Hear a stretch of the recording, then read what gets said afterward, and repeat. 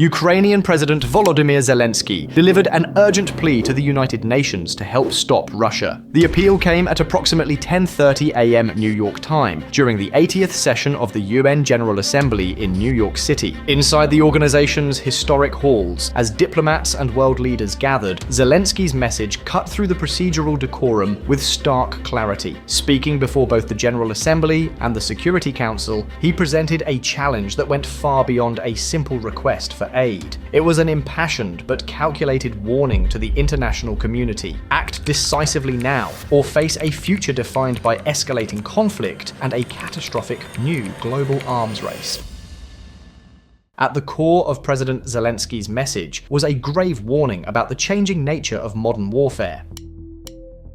He described a battlefield that is quickly moving beyond the familiar images of tanks and trenches, entering a new phase driven by advanced technology. He painted a clear picture of a conflict where autonomous drones and sophisticated artificial intelligence are no longer futuristic concepts, but are now central to military strategy. This rapid technological advance, he argued, marks a fundamental shift in global security. Without immediate and united action to end the aggression in his country, Zelensky cautioned that the world was accelerating toward a destructive arms race, an era where the power to cause immense destruction becomes alarmingly accessible. He made this abstract fear concrete with a chillingly direct statement. "Stopping Russia now," he told the assembly, "is cheaper than wondering who will be the first to create a simple drone carrying a nuclear warhead." This powerful line was crafted to jolt the audience out of any sense of detachment. It effectively reframed the war in Ukraine from a distant European crisis into a direct threat to every nation. The spread of cheap, AI-powered drone technology, potentially combined with miniaturized weapons of mass destruction, could empower not just major powers, but also smaller rogue states, or even terrorist groups, to wield unprecedented and devastating influence. His warning was unambiguous. The conflict in Ukraine is a real-time laboratory, and the aggressive tactics being perfected there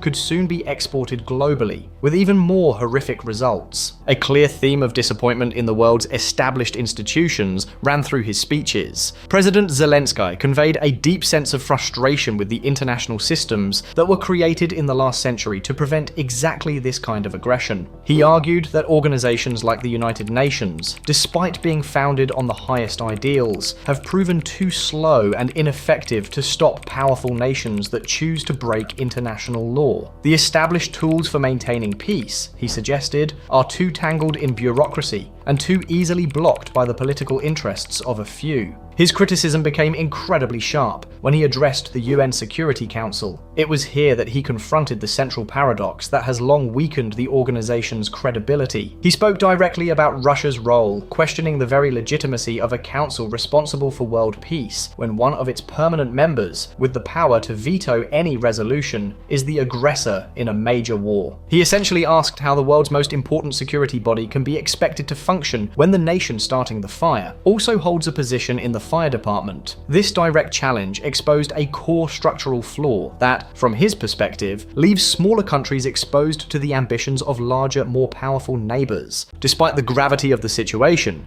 Zelensky's request was not for a direct UN peacekeeping force, which would carry its own immense geopolitical risks. Instead, he presented a clear and actionable plan for the global community. He outlined a four-part strategy of concrete steps designed to change the course of the conflict and restore respect for international law. The first part of his appeal was a demand for a stronger, unified condemnation and deeper isolation of Russia. He pushed all member nations to go beyond formal statements and take real action to cut Moscow off from the international community. This meant more than just casting votes. It meant a coordinated campaign to expand economic sanctions, reduce diplomatic relations, and collectively treat the Russian Federation as a rogue state for its flagrant violation of the UN Charter. The objective was to make the cost of its aggression too high to continue. The second part of his plan was a straightforward plea for more military and financial support. He made it clear that while Ukrainian spirit is strong, spirit alone cannot shoot down missiles or stop an invading army. He stressed the critical need for more advanced air defense systems, long-range weapons, and the steady financial aid required to keep his country's government and military operational. In a strategic gesture, he also offered to share Ukraine's own battlefield innovations and new technologies with its allies, framing the relationship as a true partnership, an exchange of vital knowledge in the defense against a shared threat. Moscow's reaction was swift and defiant.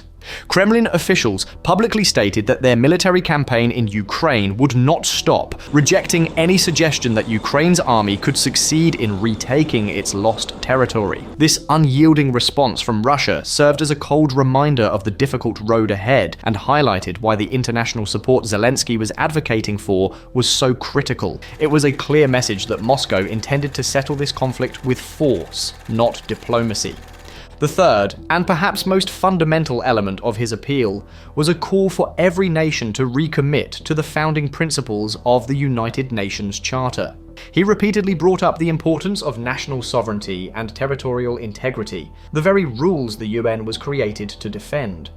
He argued that these are not just words on paper, they are the essential foundation for a peaceful world. Allowing one country to violently change the borders of another, he warned, would unleash instability and conflict across the globe. His plea was for the world to defend not just Ukraine, but the entire rules-based international system. Finally, President Zelensky insisted on the need for accountability.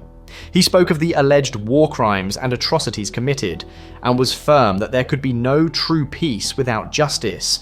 He called for strong international backing for investigations and legal proceedings to hold those responsible, at all levels of command, accountable for their actions. This was not about seeking revenge, he explained, but about establishing a clear precedent that such acts will not be tolerated, and that the laws of war will be enforced.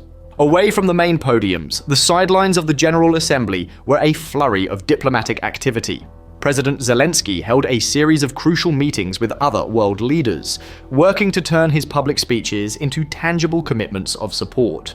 These private negotiations were vital for strengthening the international coalition, securing new promises of aid, and coordinating a unified strategy to increase pressure on Moscow. Every discussion was another step in his tireless effort to ensure his country's fight remained a global priority. In the end, Volodymyr Zelensky's appearance at the United Nations was more than a plea for his nation's survival.